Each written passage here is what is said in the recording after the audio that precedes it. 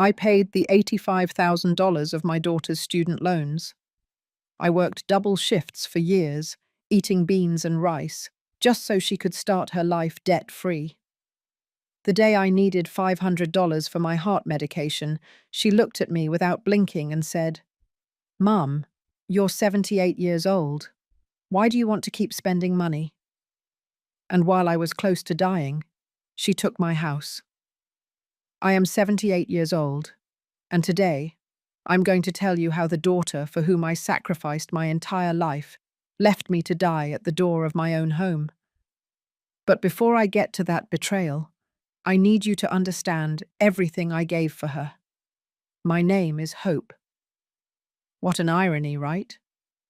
Because for a long time, I lost all hope in humanity, in my own flesh and blood. Let me take you 15 years back, to when Natalie, my only daughter, ran into our little house in Queens, New York, with a letter in her hands. Her eyes were shining with an excitement I hadn't seen in her for years. "Mom, I got accepted into medical school." I remember I was making a batch of chili on the stove. The smell of the simmering tomatoes filled the kitchen. I dropped everything and hugged her so tight I could feel her heart beating against my chest. My girl was going to be a doctor. After becoming a widow at the age of 51, after cleaning offices for years, after selling baked goods on the weekends, finally something good was coming into our life. You did it, my love. I'm so proud. What I didn't know was that the acceptance letter came with a price. $170,000 in student loans, 6 years of medical school, books, scrubs, materials, transportation. Natalie sat at the worn wooden table where we had eaten dinner together for so many years. "Mom, it's too much money. Maybe this isn't the right time." "Don't talk nonsense," I interrupted her. "We'll find a way. We always do." And that's how my second job started, or rather my third job. From Monday to Friday, I cleaned 3 houses from 6 o'clock in the morning until 2 o'clock in the afternoon. Then I rushed to my shift at a fast food diner in Manhattan, where I washed dishes until 11 o'clock at night. On the weekends, I made and sold apple pies, chocolate chip cookies, and blueberry muffins. I got up at 4 o'clock in the morning to have the oven ready. My hands, oh my hands, they were covered in calluses, burns and cracks from the bleach and cold water. But every time I saw Natalie studying late, surrounded by huge anatomy books, I felt that every blister was worth it. Do you know how many double shifts I worked? I don't even know myself. I lost count after the first year. My life became a routine of survival. Work, pay, sleep 4 hours, repeat. I stopped going to the doctor when the pains in my chest started. "It's just nerves," I told myself. There was no time or money for my aches and pains. I remember once Natalie found me asleep on the couch with my restaurant uniform still on, smelling of grease and onions. It was 3 o'clock in the morning. I had just gotten home. "Mom, this is too much. You don't have to kill yourself for me." I caressed her face. "My girl, I've already lived my life. Now it's your turn. I'm not going to let you lose this opportunity." But now, with everything I know, I wonder if at that moment she felt gratitude, or if she was just calculating how much my sacrifice was going to cost her. For 6 full years, I paid every dollar of that university. $150 here for books, $300 there for clinical scrubs, $500 for a specialized course. When I didn't have enough, I pawned things. First, it was the gold chain my late husband gave me on our anniversary. Then, my mother's silver earrings. I ate beans and rice almost every day. White rice with a fried egg if I was lucky. Black coffee with day-old bread that the bakery on the corner gave me. Sometimes, Mrs. Carroll, my neighbor, would leave a plate of leftover roast chicken on my doorstep. We both knew it was a lie, but I accepted it with all the dignity I had left. Natalie graduated with honors. I watched her cross that stage in her white gown and cap, receiving her degree as a medical doctor. I cried so much I could barely see her. They were tears of pride, relief, and exhaustion. We did it, Mum. We did it together. Together. That word gave me strength to continue. Then came 3 more years of specialization, another $80,000 in debt. By that time, I was 70 years old, and my body was starting to charge me the price of so much abuse. But I couldn't stop. It was so close. Finally, at 73 years old, I made the last payment. $170,000 in total. Every penny earned with the sweat of my wrinkled brow and my ruined hands. Natalie was already an established cardiologist, working at a private hospital in Beverly Hills. She had married Robert, an architect with a good last name and a better bank account. They lived in a beautiful house in Bel Air. They had 2 children, Steve, who was 14, and Amy, who was 12.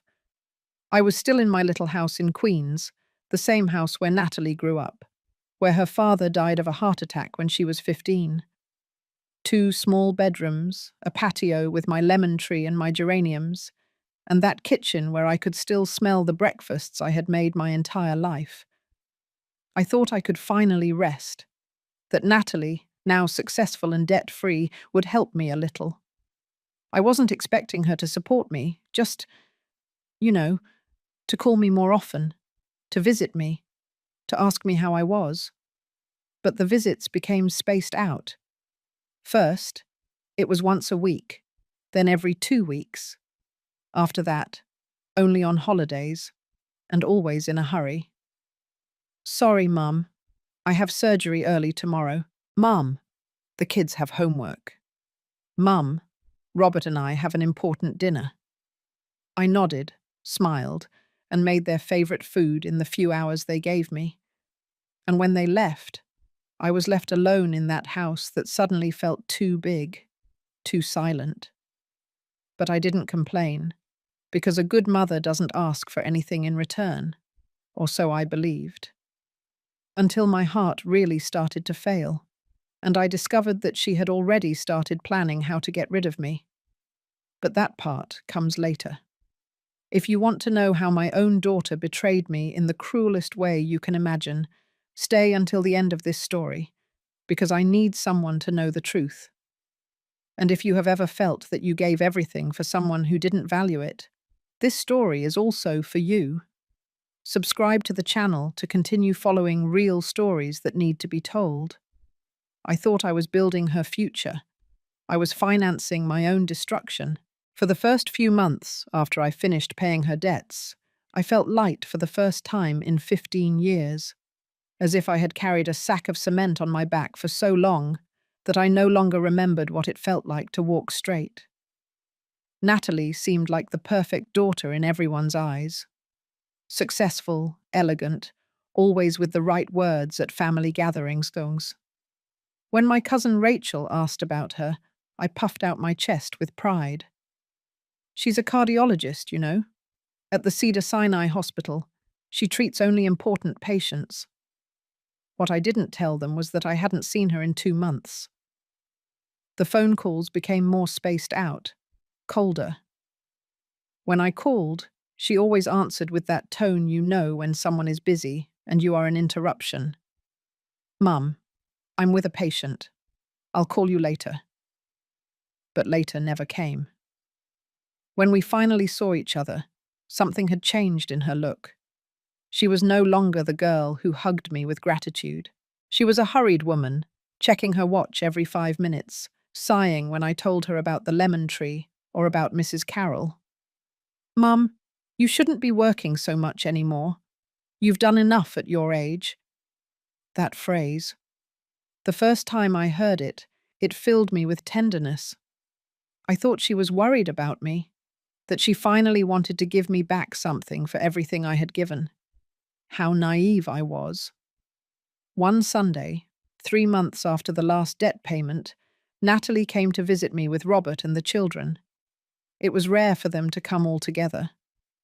I prepared Thanksgiving turkey with mashed potatoes and gravy. I woke up at 5 o'clock in the morning so everything would be perfect. Steve and Amy barely hugged me before taking out their phones and sitting in the living room. Robert was polite, as always, but distant. Natalie inspected the house with a look that I couldn't decipher at the time. "Mum, this house is getting too big for you alone." I poured myself a glass of water. My hands were shaking a little. They had been shaking frequently lately. "It's my home, my love. You grew up here. Here." "Yes, I know," she interrupted me with a smile that didn't reach her eyes. "But think about it. 2 floors, stairs, that backyard that needs to be maintained. It's a lot of work for a woman your age." Robert coughed uncomfortably. Natalie shot him a quick look that I couldn't interpret. "Besides, Mum, with all the effort you made for me, it's time for you to rest, to live peacefully without worries." There was that phrase again. "You've done enough," as if my useful life had come to an end, as if I had fulfilled my function and was now redundant. But I still didn't see the trap. That night, after they left, leaving the kitchen full of dirty dishes that I washed alone, I sat on the living room couch. The same couch where I rocked Natalie when she was a baby, where I read her stories, where I consoled her when her father died. Something heavy settled in my chest. It wasn't just tiredness. It was a feeling I didn't want to name yet. The following weeks, Natalie started visiting me more frequently, but not to spend time with me. She came with excuses.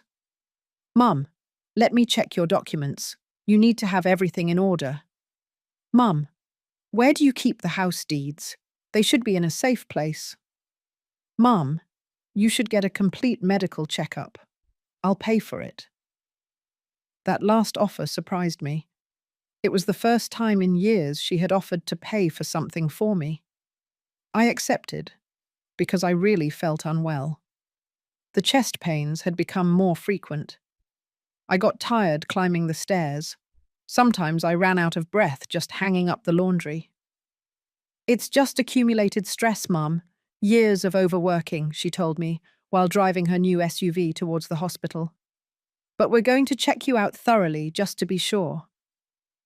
They did tests that I never could have paid for alone. Electrocardiograms, blood tests, X-rays. Natalie knew all the doctors. They treated her with deference, with respect. "Dr. Smith, how nice to see you here." I felt proud again. That was my daughter, the girl for whom I sacrificed everything. A week later, she called me to give me the results. Her voice sounded strange, controlled. "Mum, I need you to come to my office. We need to talk about your heart." The diagnosis was like a bucket of ice water. Early-stage heart failure. Nothing critical yet. But I needed medication, regular checkups, care. "And how much does the treatment cost?" I asked, feeling the floor moving under my feet. Natalie closed the results folder. She leaned back in her chair at her desk, that mahogany desk with her name engraved on a golden plaque. "Dr. Natalie Smith, cardiologist." "Mum, don't worry about that now. The important thing is that you take care of yourself." "But I need to know, honey. I still work at Mrs. Johnson's house and—" "Exactly, Mum. You shouldn't be working anymore. Look at you. Your body is paying the price." She was right. But I also had to eat. I had to pay for electricity, water, gas. My Social Security retirement barely covered the basics. "There are cheaper medications," she said after a long silence. "Not as effective as the ones you really need, but they could help a little." I felt something break inside me, something small, like a dry branch. "And the others? The ones I really need?" Natalie sighed. That sigh that was becoming familiar to me, the sigh of someone who has more important things to do. "They're expensive, Mum. Almost $1,000 a month, and you would have to take them for the rest of your life." the rest of my life, which, according to my sick heart, might not be that long. Look, she continued, softening her voice. What you need is to reduce stress. Stop working. Simplify your life. That big house requires a lot of maintenance, a lot of expenses. Have you thought about moving to something smaller, more manageable? There it was again. The house. Natalie, that's my house. Your father's house. Where you… Yes, Mom, I know. But Dad is no longer here. And you're alone. It doesn't make sense for you to cling to a place that is consuming you. I kept quiet. Because maybe she was right. Maybe I was just a stubborn old woman clinging to the past. Think about it, she said, and patted my hand. A pat, like you give a dog. For now, take these basic medications. We'll talk about the full treatment later. I left that office with a prescription for second-rate medicines and a new weight on my chest that had nothing to do with my sick heart. On the way back home, on the crowded bus, I allowed myself to think the unthinkable. My daughter didn't want to help me. My daughter wanted… What? What did she really want? I arrived home as the sun was setting. The lemon tree cast long shadows over the yard. I touched the walls of my kitchen, the same walls that saw Natalie grow up, that held echoes of laughter and tears and lullabies. Maybe it's me, I said out loud. Maybe I'm selfish for wanting to stay here. But deep down, in that place where we keep the truths we don't want to see, I already knew that something wasn't right. I just didn't imagine yet how far her betrayal would go. Because the worst had not yet arrived. My heart was failing, but hers was already dead.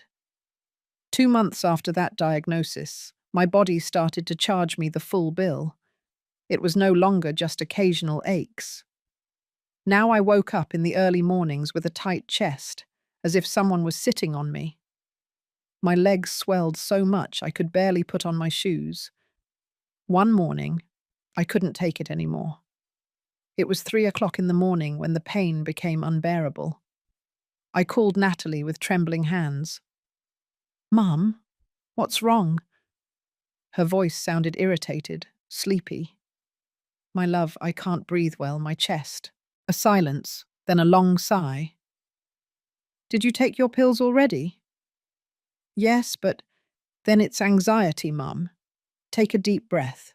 You can't be calling me at these hours for every little discomfort. I have surgery at 7 o'clock in the morning. And she hung up. I stayed sitting on the edge of my bed, phone in hand, feeling like I was drowning. Not from lack of air, from something much worse. The next morning, Mrs. Carroll found me passed out in the yard. She was the one who called the ambulance. She was the one who accompanied me to the public hospital. Not Natalie. When my daughter finally arrived at the hospital 6 hours later, she had that expression I already knew well, annoyance disguised as concern. Mom, I told you it was nerves. Look at all the fuss you caused. The doctor who treated me spoke clearly. My heart failure had advanced. I needed the full treatment.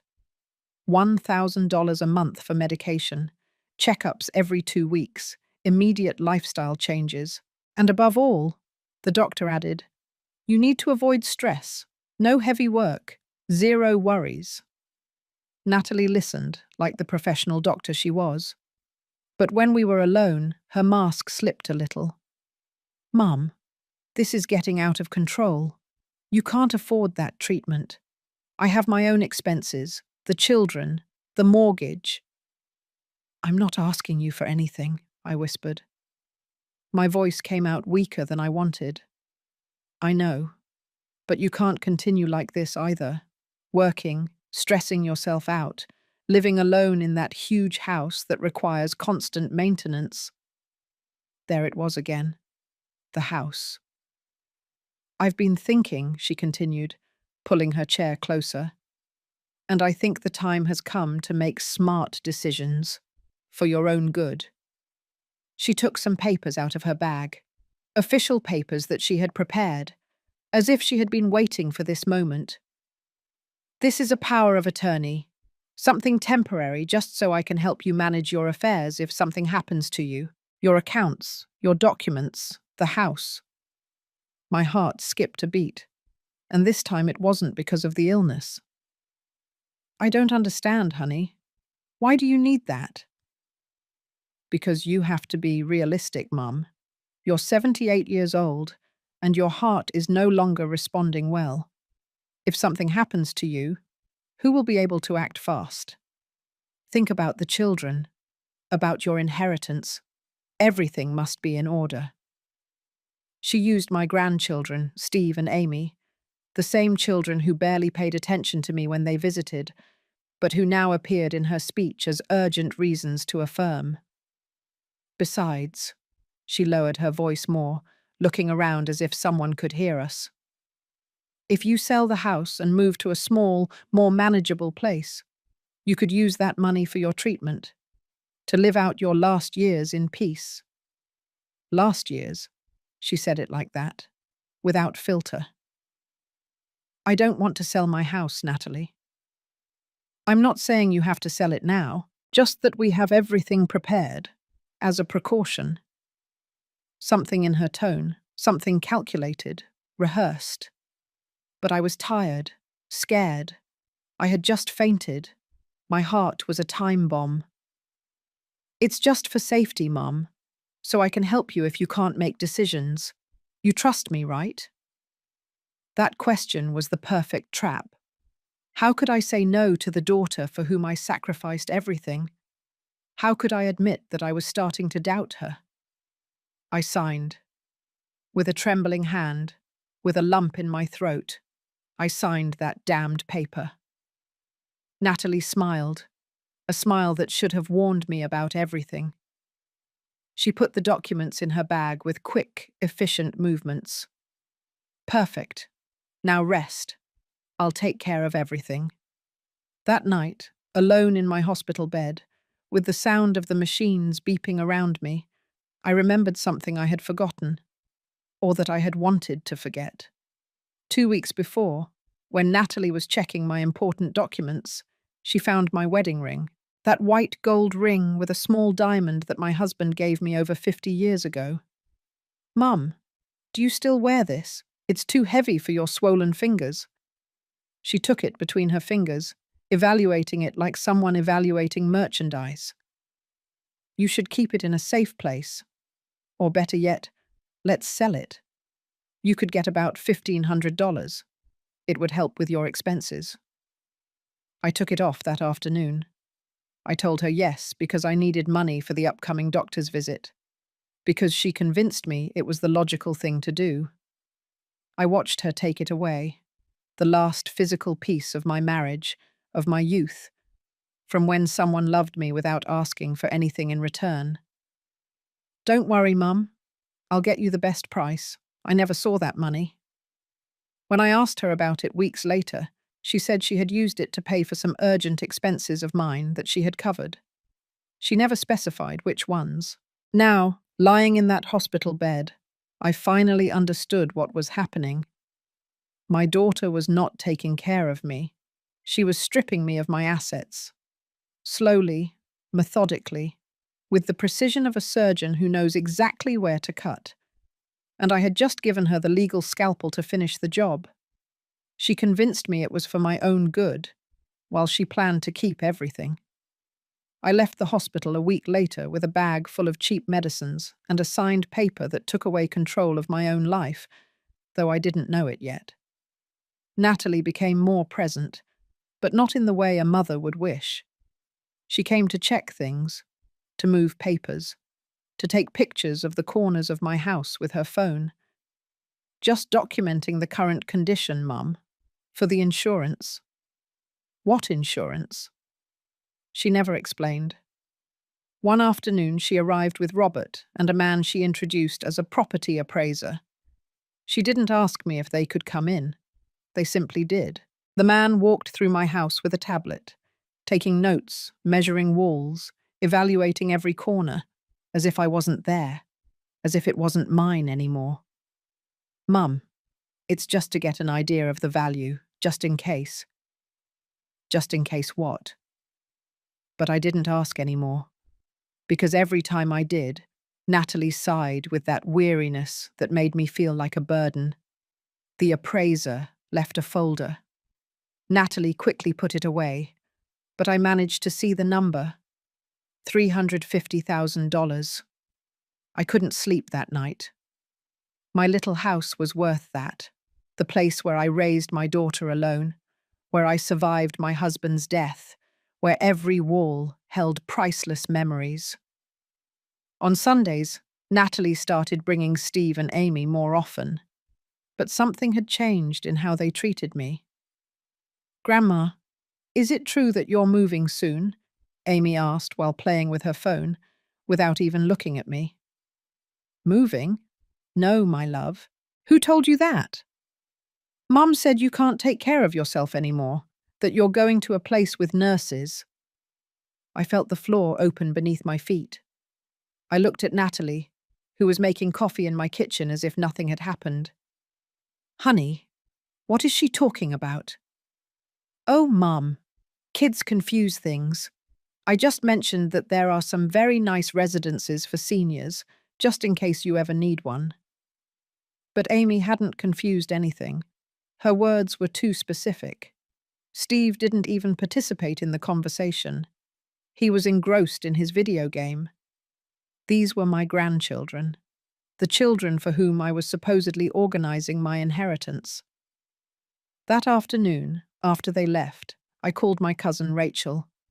I needed to talk to someone who really knew me. "Hope, are you okay? You sound strange." I told her everything. The papers, the appraiser, the constant insinuations about moving. Rachel was silent for a long time. "Cousin, I don't like this at all. Natalie is planning something." "Don't say that. She's my daughter. She's just worried about me." "Worried? A worried daughter helps you with your medicine. She doesn't pressure you to sign papers." "Be very careful, Hope. Very careful." But I still didn't want to see. Because accepting the truth meant accepting that I had sacrificed 15 years of my life for someone who was only waiting for me to die to take the little I had. The following week, Natalie arrived with a new folder. She was smiling, but it was that professional smile she used with her patients. "Mum, I found the perfect solution. Look." They were brochures for senior living residences, places with nice names: Golden Sunset, Gardens of Peace, Hope Villa. "This one is very good. It has 24-hour nurses, meals included, recreational activities. And the best part, it only costs $800 a month. With what we would get from selling the house, you could pay for full years in advance and have money left over for your medical treatment." Every word was like a stab. "I'm not selling my house, Natalie." Her smile hardened. "Mum, be realistic. You're 78 years old, a failing heart. How much longer do you think you can take care of this place? What if you fall down the stairs and no one finds you?" She was using my fear, my age, my illness, everything that made me vulnerable. "In a residence, you would be safe, cared for. I could sleep peacefully knowing you're okay." But it wasn't for me. It was never for me. "Think about it," she said, leaving the brochures on my table.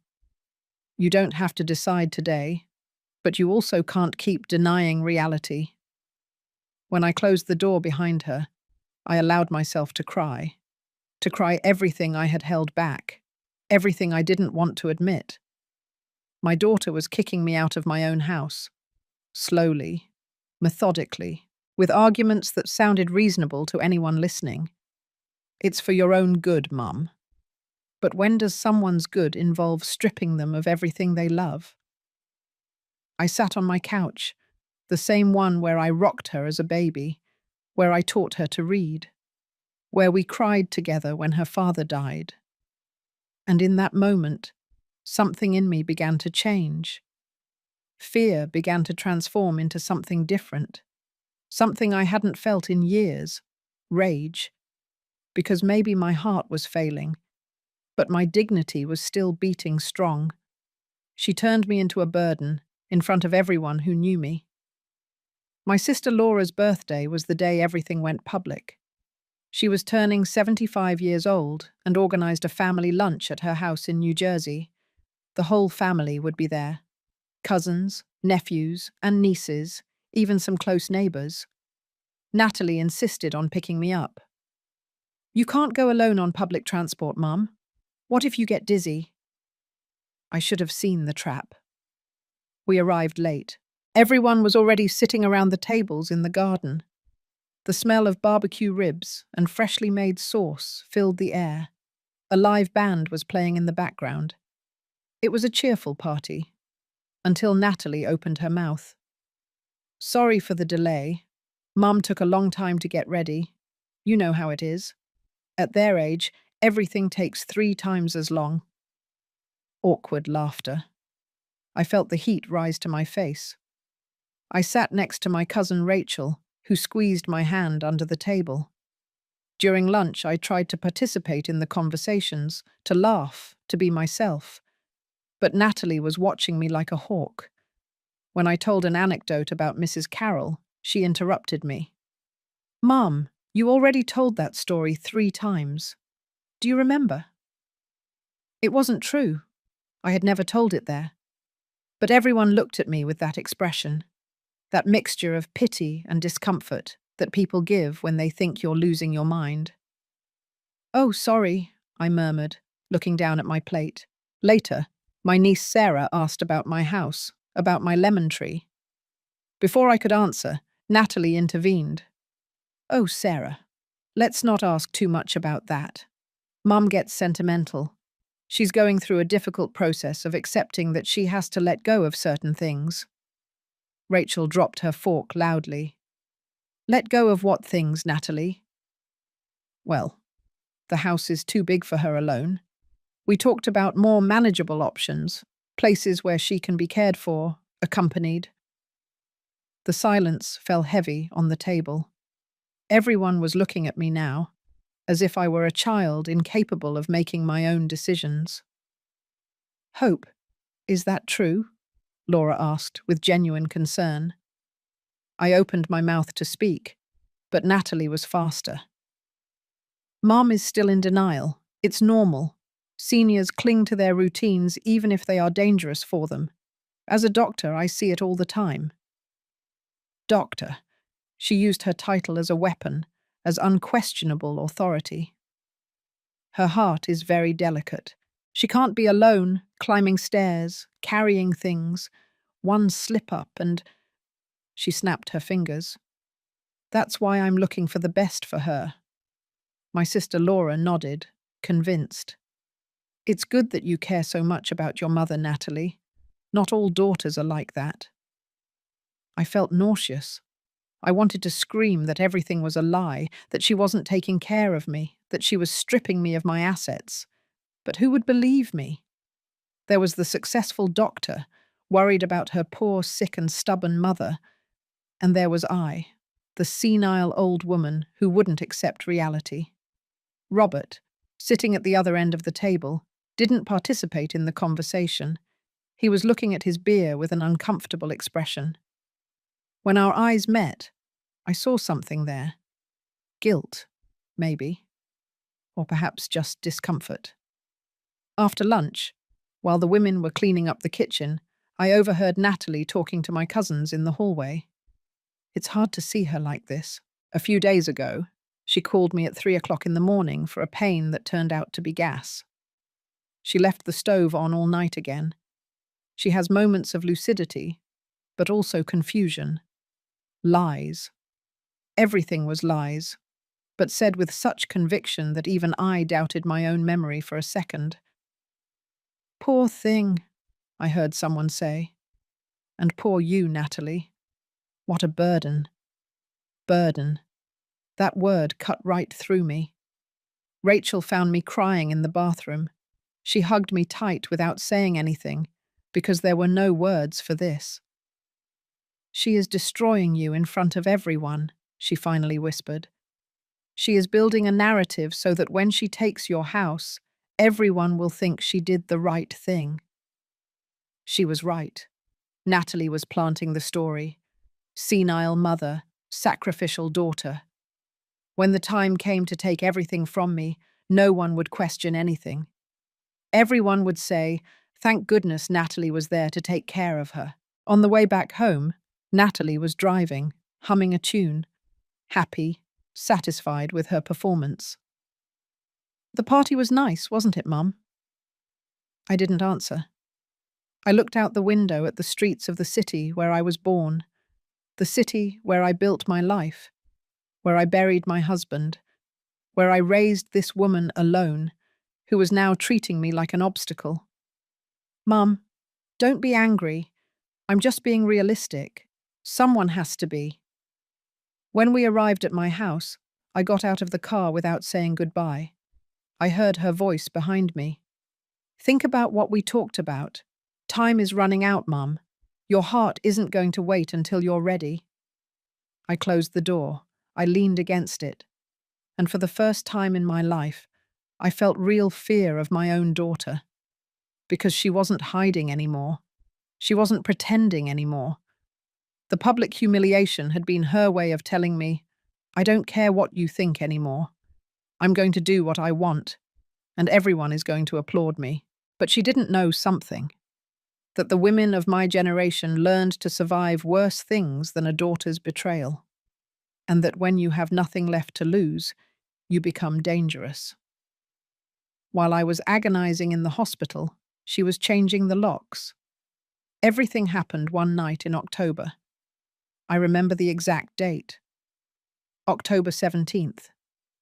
Because it was the day I almost died, and the day I lost my home. That afternoon I felt strange, a crushing weight on my chest that wouldn't go away with the pills. Cold sweat, dizziness. I called Natalie 3 times. No answer. At 9 o'clock at night. The pain became unbearable. I called Mrs. Carroll with the last breath I had left. "Mrs. Hope, my goodness, don't move. I'm calling the ambulance now." The next thing I remember is bright lights, distant voices, the high-pitched sound of a siren, and darkness. I woke up 3 days later in intensive care, tubes everywhere, the constant beeping of the machines, a nurse checking my vital signs. "Don't worry, Mum. You had a severe heart attack. You're stable now, but it was very serious." Natalie arrived on the 4th day, not the 1st, not the 2nd, the 4th. She was wearing dark sunglasses even though we were indoors. She sat next to my bed with that expression I already knew, rehearsed concern. "Mum, you gave us a terrible scare." "Where were you?" My voice came out hoarse, barely a whisper. "I was at a medical conference in Miami. I came as soon as I could." Lie. Mrs. Carroll told me later that she had called her the same night of my heart attack. Natalie chose not to come. The following days were a haze of pain, medication, and loneliness. Robert came once, uncomfortable, with flowers that he left on the table without saying much. The children never appeared. Only Mrs. Carroll came daily. She brought me soup, combed my hair, held my hand. "Your daughter is a doctor, and I, who barely finished elementary school, am the one taking care of you." What an irony, right, Mrs. Hope? Natalie showed up occasionally, always in a hurry, always checking her phone, always with that air of making a great sacrifice. I was hospitalized for 12 days. 12 days between life and death. 12 days in which, as I found out later, Natalie had been very busy. The day I was discharged, Mrs. Carroll was the one who picked me up. Natalie had an urgent surgery. Robert offered his car, but she needed it. We arrived at my house at sunset. The lemon tree looked beautiful in the golden sunlight. My neighbour's rose bushes peeked over the fence. Everything looked the same, until I tried to open the door. The key didn't go in. I tried again. Nothing. Mrs. Carroll, something is wrong. She tried too. The lock had been changed. A chill ran through my body that had nothing to do with the weather. I rang the doorbell. No one answered. I knocked on the door. Silence. "This can't be happening," I murmured, feeling my legs giving out. I called Natalie. She answered on the fourth ring. "Mum, what's wrong?" "I can't get into my house. The lock—" "Oh, yes. I had them changed, for security. While you were in the hospital, I couldn't leave the house vulnerable." "And my keys?" A silence. Too long. "I have them. But, Mum, we need to talk. You can't live alone anymore. The heart attack was a clear warning. Natalie, open the door. It's my house." "Mum, calm down. It's not good for you to get upset. Look, I already spoke with a lawyer. With the power of attorney you signed, Ed, I have the authority to make decisions about the property if your health is at risk. And clearly it is." The world stopped. Mrs. Carroll held me because I was literally falling. "What did you do?" "What I should have done months ago. I transferred the house to my name. It's legal, Mum. Everything is in order. I did what was best for you." I couldn't breathe. My chest was burning again. "I found you a perfect place. A residence in New Jersey. Clean, safe, with nurses. The first month is already paid. You can move in tomorrow." "Natalie, please." "This is not negotiable, Mum. You almost died. Do you want me to find you stiff on the floor of your house 3 days later next time? Because that's what's going to happen." Every word was a slap. "I'll stop by tomorrow at 10 o'clock to take you to see your new home. Pack only what is necessary. Clothes, personal documents. I'll handle the rest." "Natalie, you can't do this to me." "It's already done, Mum. And deep down, when you get over your tantrum, you'll thank me." And she hung up. I stood there, in front of the door of my own house. The house I paid for with 40 years of work. The house where I buried my youth, my dreams, my marriage. Mrs. Carroll was crying next to me. "This can't be legal. It can't be." But it was. Because I signed. Because I trusted. Because I was a fool who believed that a mother's love was reciprocated. That night I slept on Mrs. Carroll's couch. She lent me pajamas, made me chamomile tea, and let me cry on her shoulder until I had no tears left. "Tomorrow we're going to a lawyer," she told me. "This is not going to stay like this." But I knew the truth. Natalie was a doctor, respected, with resources. I was a sick old woman who had signed papers without reading them well. Who would believe me? My daughter had kicked me out of my own house while I was agonizing in a hospital. And the worst part, she did it with complete coldness, as if I were already dead. They locked me up like trash. But my mind had never been clearer. The New Dawn residence had nothing new or dawn about it. It was a grey 3-story building in a forgotten neighbourhood of Newark, with rusted gates and a smell of cheap disinfectant that couldn't hide other, worse odours. Natalie left me at the entrance with 2 suitcases. "It's temporary, Mum, until you stabilise." Lie number 1000. I was assigned a room on the 2nd floor, 12 square feet that I shared with another elderly woman named Sue, who wouldn't stop praying the rosary out loud day and night. A hard bed, a tiny closet, a window overlooking a pizza parlor's parking lot. That was all. The first few days were a silent hell. I spent my time sitting on the edge of my bed, staring at the hospital green walls, feeling my soul slowly fading. The food was horrible. Watery soup, chicken tough as shoe leather, stale bread. Nothing like my chili, my filter coffee, or Mrs. Carroll's freshly made biscuits. Natalie came every 2 weeks, 15 minutes exactly, never more, never less. She checked that I was taking my medication, signed papers, and left with a smile of duty fulfilled. See, Mum, you're safe here, cared for. Isn't that better than being alone in that huge house? I didn't answer. I no longer had the strength to fight.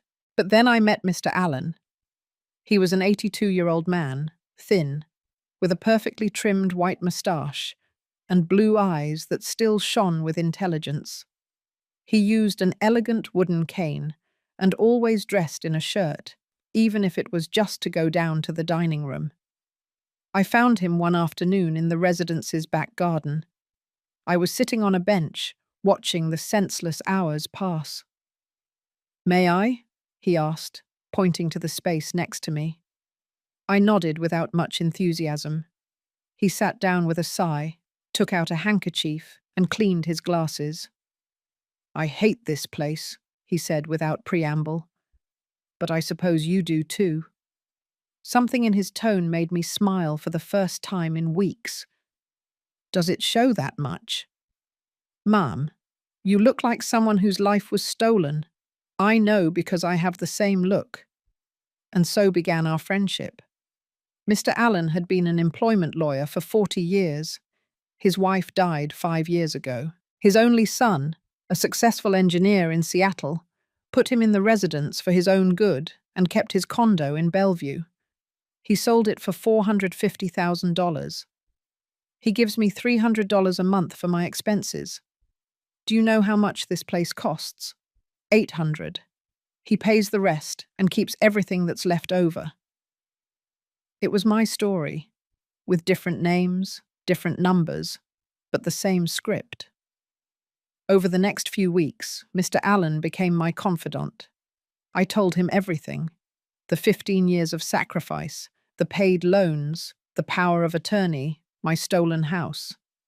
He listened with a lawyer's attention, taking mental notes. "Hope, what they did to you is financial abuse, possibly fraud. That power of attorney you signed was temporary and specific.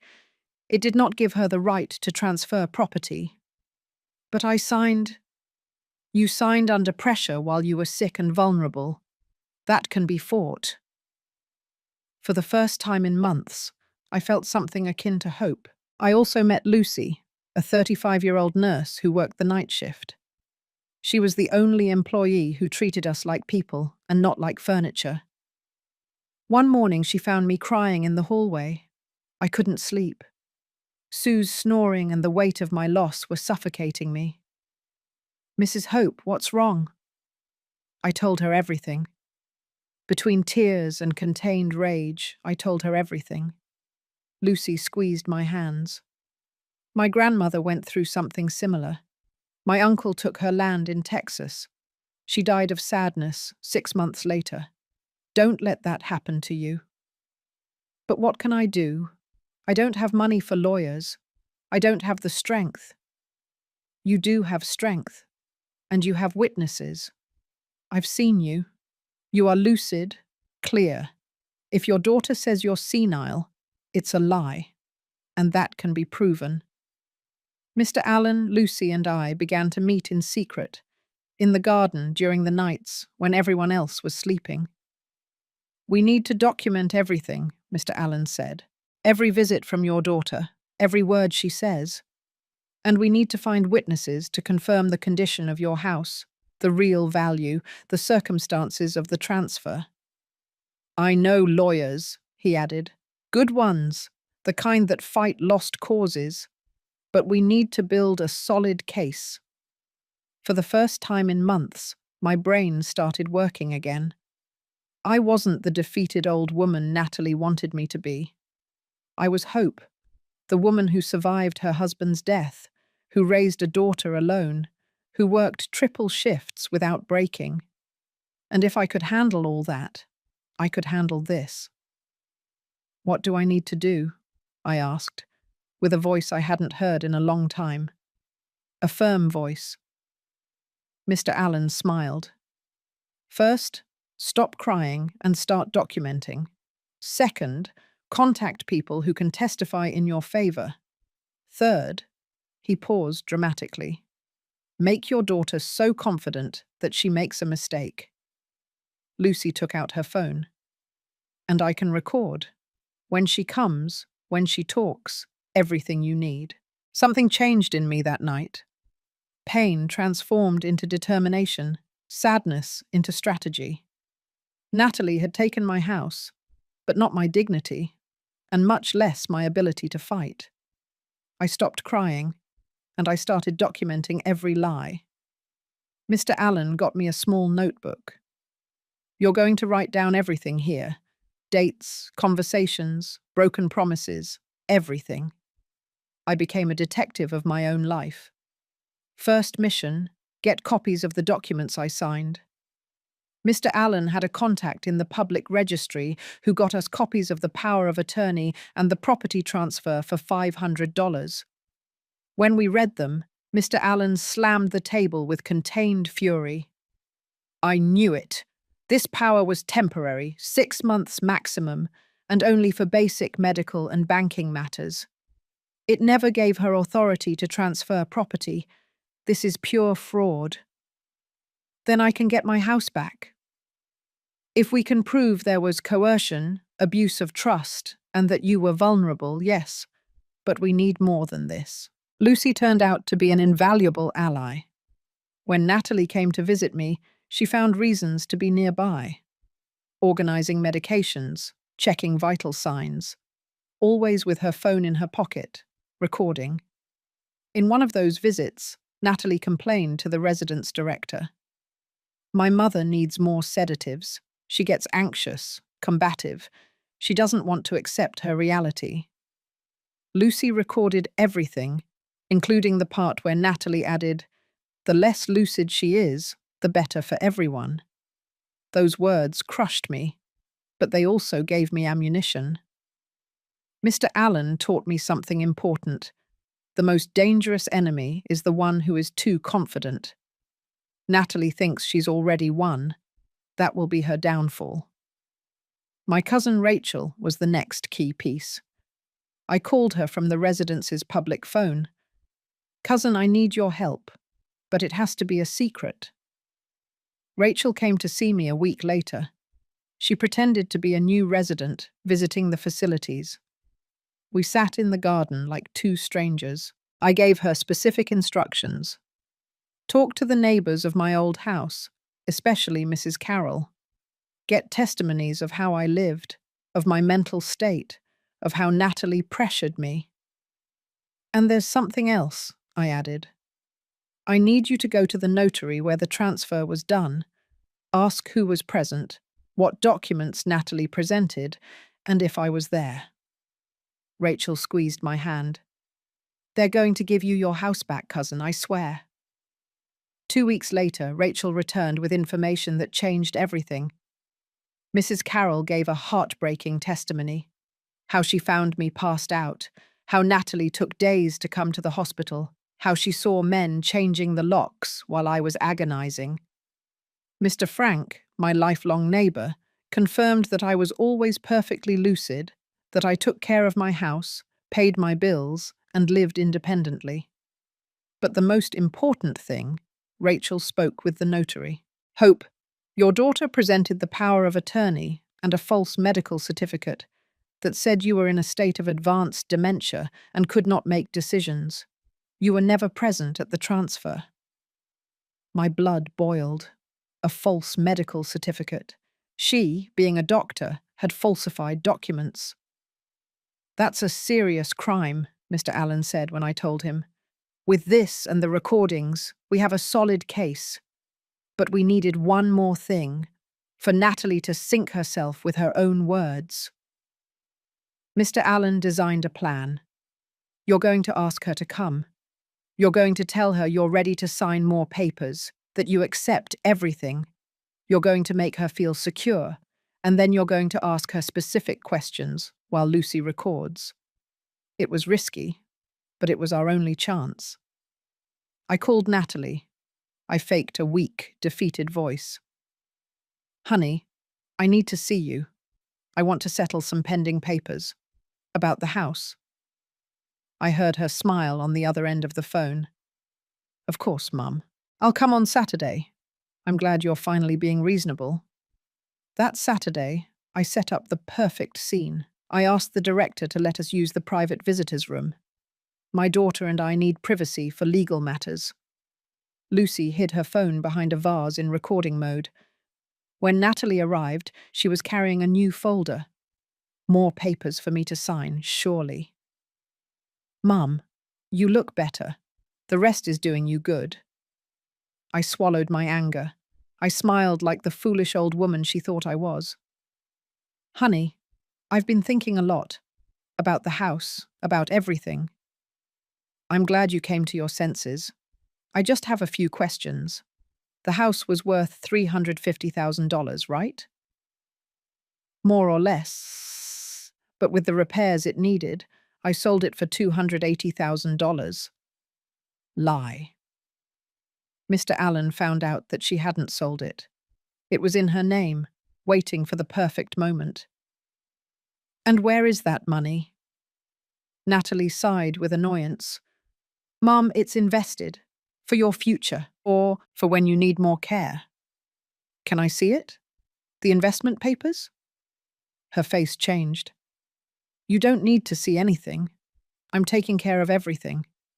That's what you gave me the power for. Remember? Yes, but that power was temporary. For medical emergencies. It was for whatever I deemed necessary. Her voice hardened. Mum, we're not going to start this again.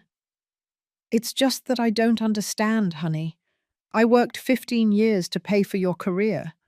Why do I feel like you're now charging me for every dollar I invested in you? The silence was heavy. Natalie put the folder on the table. Do you want the truth, Mum? I nodded, feeling my heart racing. And then she let slip everything I needed to destroy her. I set a stage, and she fell for it, like the ambitious woman she always was. Natalie leaned back in the chair, crossed her legs, and looked at me with a coldness I will never forget. You want the truth? Fine. It's time for you to be realistic. I maintained my composure. Behind the vase, Lucy's phone kept recording. Mum, you already fulfilled your function. You paid for my career. That was the only thing I really needed from you. It was your obligation as a mother, wasn't it? To give me the tools to succeed. Every word was a knife. The house should have always been mine. I'm an only child. Eventually it was going to be mine. I just sped up the process. But you left me with nothing. My voice trembled. I didn't have to fake it.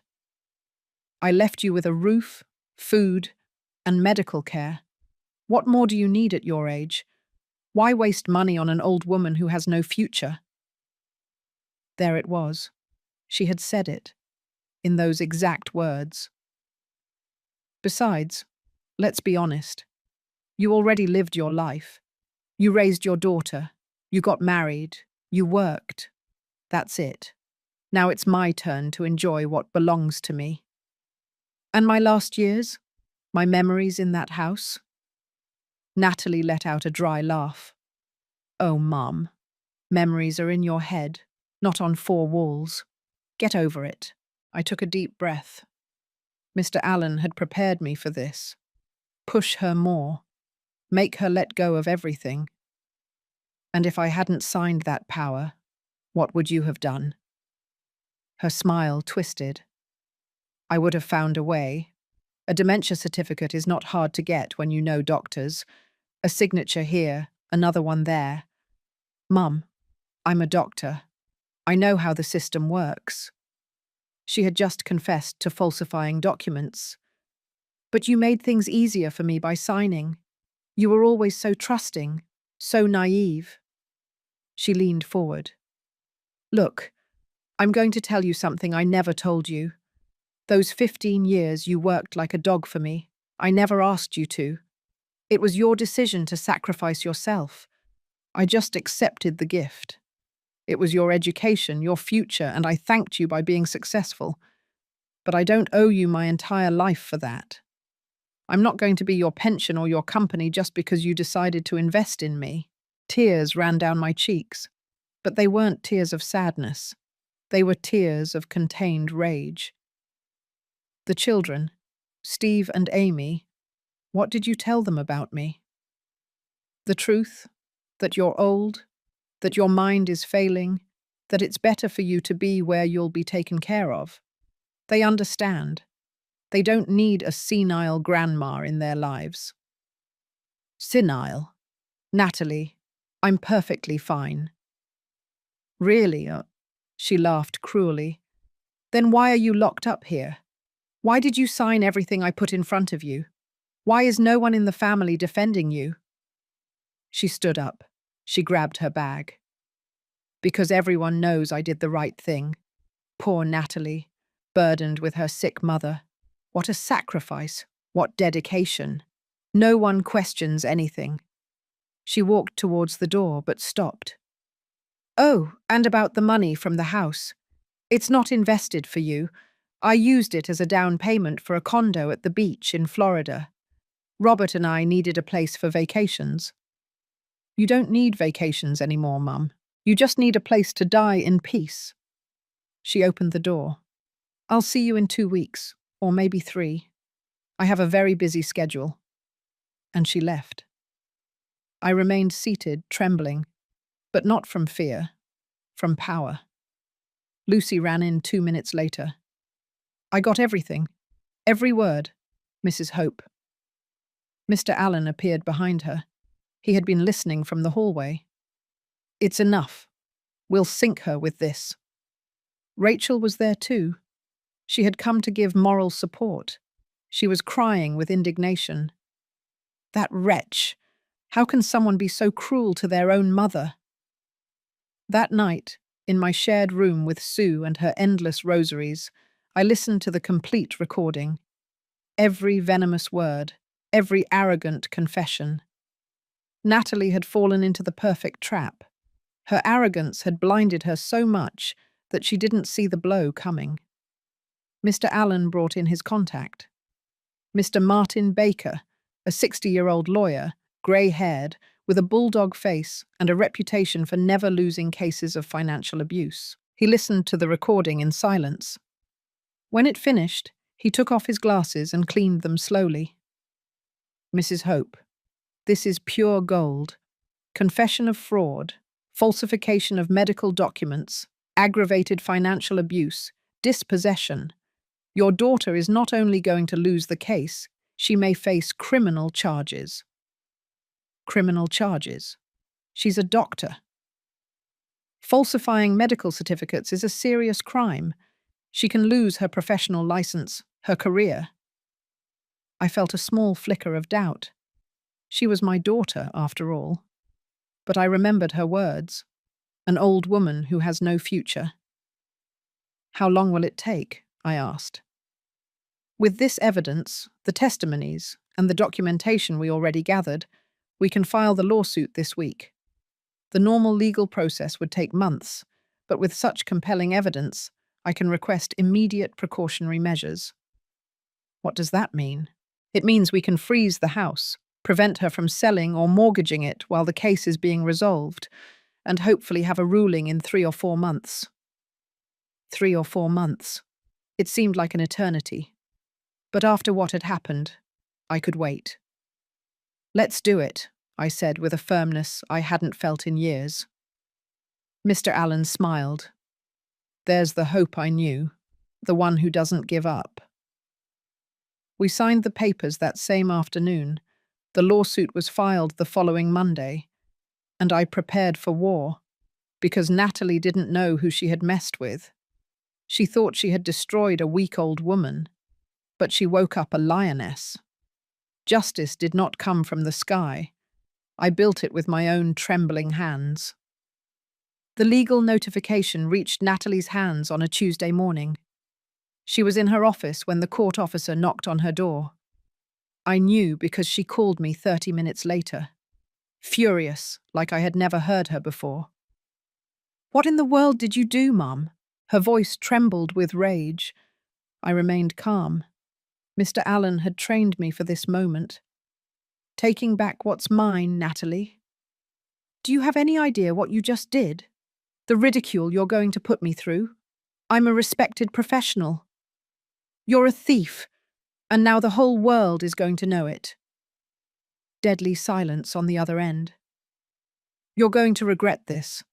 I'm going to prove you're demented, that you were manipulated, that—" "I have recordings, Natalie, of everything you said, of how you confessed to falsifying documents, of how you called me a worthless old woman." I heard her breathe heavily. Then she hung up. Mr. Baker had done an impeccable job. The lawsuit included dispossession, fraud, aggravated financial abuse, falsification of documents, and financial violence against a senior citizen. The precautionary measures worked. The house was frozen. Natalie could not sell it, rent it, or mortgage it until the case was resolved. But the best part came later. Robert called me 2 days after the notification. His voice sounded tired, ashamed. "Mrs. Hope, I need to talk to you alone." We met at a coffee shop near the residence. Robert had deep, dark circles under his eyes. His hair was messy. He wasn't the neat man I knew. "I didn't know anything," he said before sitting down. "I swear on my children that I didn't know how she had treated you. The house, the false documents, nothing." "How is that possible? You live with her." "Natalie hid everything from me. She told me you had signed voluntarily, that you were happy at the residence. I wanted to believe her." He looked down. "But when the lawsuit arrived and I read the accusation, I confronted her." "And what did she say?" "She went crazy. She screamed that you were ungrateful, that after everything she did for you, that's how you repaid her. I told her, what did you do for her? She paid for your entire career." Robert pulled an envelope from his briefcase. "I found this in her study. Documents she planned to use in her defense. The false medical certificate she presented to the notary. Emails where she was getting quotes for the condo in Florida, using the money from your house. Everything." He handed me the envelope.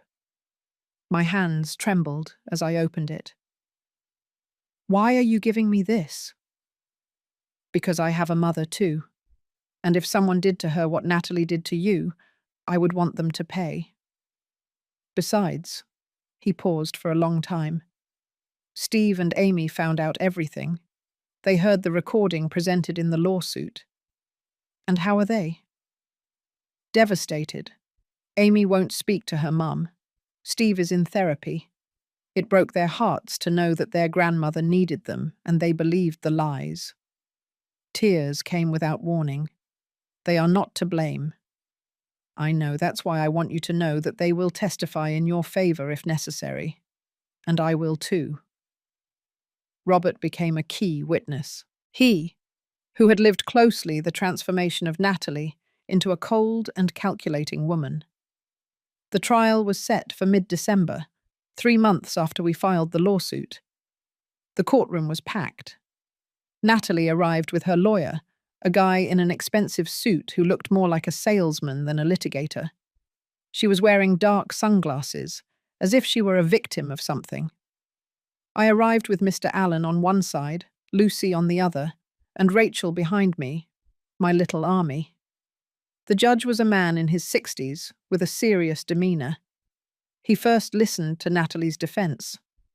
Her lawyer tried to paint me as a senile old woman manipulated by strangers who wanted to take my money, that Natalie had acted out of love, protecting my assets. Then it was our turn. Mr. Baker presented the recordings. In that silent courtroom, Natalie's voice resonated like thunder. "You already fulfilled your function. It was your obligation as a mother. I'm not going to waste money on an old woman who has no future." I watched Natalie sink into her chair.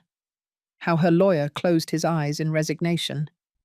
Then came the testimonies. Mrs. Carroll cried, recounting how she found me passed out. Mr. Frank confirmed my mental lucidity. Rachel narrated the systematic manipulations, but the final blow was Robert. He presented the documents Natalie was hiding. The false medical certificate with a forged colleague's signature, the emails about the condo in Florida, everything. My wife did not act out of love, Robert said with a firm voice. She acted out of ambition. And the worst part is that she destroyed the only person who truly loved her unconditionally. Natalie tried to speak. She stammered something about misunderstandings, about misinterpretations. The judge raised his hand. Enough. Amy and Steve were in the room. Amy was crying silently. Steve looked at me with a mixture of shame and sadness. After 2 hours of presenting evidence, the judge withdrew to deliberate. He returned 30 minutes later. I have carefully reviewed all the evidence presented. The recordings, the testimonies, the documents, and my verdict is clear. I felt my heart jumping out of my chest. The house is returned to its rightful owner, Mrs. Hope Garcia. Furthermore, the defendant must pay compensation for moral damages of $45,000, plus the medical expenses that Mrs. Hope had to cover alone during this period. I couldn't believe what I was hearing. Additionally, I have ordered a criminal investigation into the falsification of medical documents. The case will be referred to the corresponding district attorney's office. Natalie jumped to her feet. This is unfair. She manipulated me. I only wanted to protect her. The judge looked at her sternly. Dr. Smith, I suggest you remain silent. Your own words condemned you. And just like that, in that cold courtroom, I got my life back. I didn't just recover my house. I taught her the meaning of losing everything. The ruling fell like a hammer on Natalie's perfect life, and I was there to see it crumble piece by piece. The first thing was her reputation. The case was leaked to the media. Not with all the details, but enough. Doctor strips sick mother of her assets. The headlines were merciless. Her colleagues at the Cedars-Sinai Hospital found out. Murmurs started in the hallways. Patients began cancelling appointments. Who wants to be treated by a doctor capable of doing that to her own mother? The hospital administration asked her to take some time off. An elegant euphemism for, "We don't want your scandal here." The criminal investigation advanced quickly. The colleague whose signature she forged on the medical certificate filed charges. The medical board opened a review process for her professional license. Natalie, the successful cardiologist, the respected professional, was collapsing. But what hurt her the most was losing her family. Robert filed for divorce 2 weeks after the trial. He told me when he came to help me move back into my house, I can't stay with someone capable of this. The values I thought we shared never existed. And the children? They're with me. Natalie can see them, but with supervision. They themselves asked for it that way. The day I returned to my house was bittersweet. The property was intact, but it felt empty, cold, as if the months of abandonment had stolen its soul. Mr. Allen, Lucy, Rachel, and Mrs. Carroll helped me clean, air it out, and bring it back to life. Robert brought back furniture that Natalie had taken out. Steve and Amy came to help too. "Grandma, forgive us." Amy cried in my arms. "We believed her lies. We thought you—" "Shh, my girl. You are victims too. She fooled everyone." It was Steve who told me the worst part, or perhaps the best, depending on how you looked at it. Mum had to sell the condo in Florida. She needed money to pay your compensation and her lawyers. She lost everything she invested. Poetic justice at its finest. The place she bought with the money from my house, the symbol of her betrayal, she had to sell to pay me back. A month after the trial, Natalie tried to visit me. She arrived alone without warning in the middle of the afternoon. I saw her from the window. She looked destroyed, thin, with unkempt hair, wrinkled clothes. She was no longer the neat and successful doctor. She rang the doorbell. I didn't open immediately. I let her wait. When I finally opened the door, she stood there, not knowing what to say. "Mum, What do you want, Natalie? Forgive me. I need you to forgive me. I lost everything. My job, my marriage, my children hate me. I have nothing." Those words, the same ones I could have said months ago. "And you come seeking forgiveness because you need it, not because you are truly sorry?" She cried, real tears this time, without calculation behind them. I don't know what happened to me. Ambition, money, wanting to give my children what I didn't have, I got lost along the way. You had everything, Natalie. A mother who worked herself to death for you, an education that opened every door for you. But it wasn't enough. I know, and now I lost everything. I looked at her. I really looked at her. And I saw a broken woman, but I didn't feel the urge to hug her, to comfort her as I would have before, because some wounds are too deep. Natalie, for months I wondered what I did wrong, how I failed as a mother for you to reach this point. But now I understand that it wasn't my fault. I gave you unconditional love. You chose to turn it into a commercial transaction. Mum, please. I won't deny you forgiveness, but I won't forget either. You can continue your life, rebuild what you destroyed, but don't expect me to be there to pick you up every time you fall. She took something out of her bag. A key. It's for the house, the last copy I had. I took it. Do you know what the saddest thing about all this is? That if you had asked me for help, if you had been honest with me about your money problems, I would have found a way to help you. Because that's how mothers love, unconditionally. I know, she whispered. That's why it hurts more. She turned to leave, but stopped. The children want to see you. Robert says it's okay. Tell them I'll be expecting them on Sunday for lunch. I'm going to make barbecue. She nodded and walked away, slowly, hunched over, as if carrying the weight of the world. Did I feel pity? Yes. She was my daughter, after all. Did I completely forgive her? No, because true forgiveness takes time, and some betrayals leave permanent scars. That night, sitting in my living room, with a hot cup of filter coffee in my hands, I looked around. My house, my home, recovered. Mr. Allen had died 2 weeks after the trial. His heart simply stopped while he slept.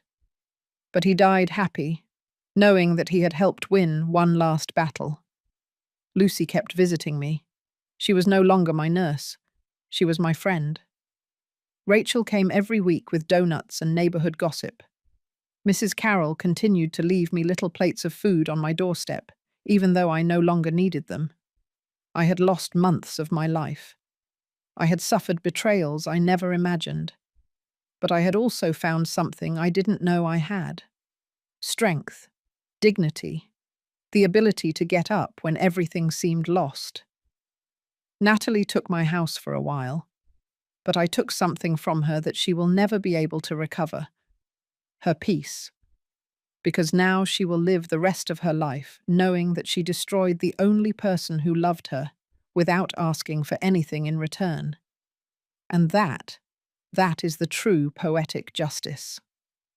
At my 78 years old, I learned that it is never too late to defend yourself and never too early to reap what you sow. 6 months have passed since the trial. 6 months in which my life has been rebuilt in ways I never imagined. My house is full of life again, not in the way I expected, but in a more authentic, more real way. Sundays became sacred. Steve and Amy come for lunch. I teach them to make biscuits by hand. I tell them stories about when their mother was a child, the good stories before ambition consumed her. "Grandma, why did Mum change so much?" Amy asked me one afternoon while we were grinding the spices for the barbecue sauce.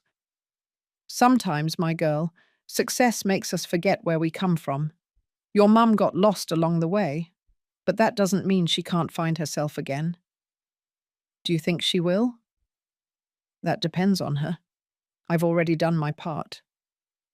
Robert also comes once in a while. He feels guilty for not having seen the signs, but I don't hold a grudge against him. "Mrs. Hope, if I had known—" "Stop, dear. The important thing is that you were there when it mattered. That is worth more than any apology." With the compensation Natalie paid, I was finally able to afford my complete medical treatment. The medicines I really need, the regular checkups, a dignified life. I still work, but now by choice, not necessity. I sell my cupcakes on the weekends because I like it, because it's my tradition. The people in the neighborhood say they are the best in Queens. Mrs. Carroll and I became inseparable. We share coffees in the afternoons, laugh at the soap operas, and keep each other company in the silence. "Mrs. Hope, you are the bravest woman I know." "I wasn't brave, Carol. I just stopped being afraid." And it's true. For years I lived in fear of bothering, of asking, of claiming what was mine. Fear that my daughter would stop loving me if I wasn't the perfect, sacrificing mother. But that fear almost killed me. Literally. Now I live differently, with my head held high, knowing that my worth is not in what I can give, but in who I am. Natalie is rebuilding her life, slowly. She got a job at a smaller clinic, with a much lower salary. The criminal process ended with probation and community service. She lost her license for 2 years. I see her from afar sometimes. We cross paths at the market, on the street. We greet each other with a nod. Nothing more. Do I love her? Yes. She's my daughter. That doesn't change. Do I trust her? No. And perhaps I never will again completely. Do I need her? Not anymore. And that was the most liberating discovery of all. One ditsi. 3 months after the trial, a letter arrived at my door. It was from Natalie, handwritten, not printed. Pages and pages of apologies, acknowledgement, and pain. "Mum, I don't expect you to forgive me. I'm not even sure I deserve it. But I need you to know that I carry what I did every day, not because of the judge's sentence, but because of the sentence of my own conscience. I destroyed the most valuable thing I had for things that are worthless. The condo, the money, the prestige. Everything is gone. But you are still there. And I am here, alone with my decisions. Maybe someday I can look you in the eye without feeling this shame that is eating me alive. In the meantime, I just want you to be happy, to live in peace in the house that was always yours, your daughter who learned the hardest lesson." I put that letter in the drawer where I keep my treasures. I didn't throw it away, because forgiveness is a process, not an event. The lemon tree in my yard bloomed this month. Mr. Allen once told me, "The trees that survive the strongest storms are the ones that bear the sweetest fruit." He was right. This story, my story, is not just about a recovered house or a daughter who betrayed. It's about finding strength when you thought you had none left. It's about knowing that your dignity does not depend on how much you give, but on how much you respect who you are. It's about understanding that true love never humiliates, never strips you of your assets, never destroys. And it's about learning that sometimes the families we choose are stronger than blood families. Today, at my 78 years old, with my weak heart but my unbreakable spirit, I live every day as a gift. I take care of my geraniums, prepare my filter coffee, greet my neighbors, and hug my grandchildren. And when I sit in my living room on that couch where I rocked baby Natalie, I no longer feel pain. I feel peace. Because true wealth is not in what you possess, but in what you don't allow them to take from you. Your worth, your dignity, your right to be treated with respect. Those things no one can steal from you unless you let them. And I no longer allow anything. If this story touched something in your heart, if you ever felt that you gave everything for someone who didn't value it, or if you know someone who is going through something similar, leave me a comment telling me your experience. I would love to know which part of the world you are listening to me from. And remember, it is never too late to defend what is yours. It is never too late to recover your dignity. It is never too late to bloom again. Like this video if you think Hope did the right thing. Subscribe to the channel for more real stories that need to be told. And share this with someone who needs to hear that they can get through it. Because sometimes, the best victories are not the ones that come easy. They are the ones you build with your own trembling hands. Until the next story. And remember, your life is yours. Defend it.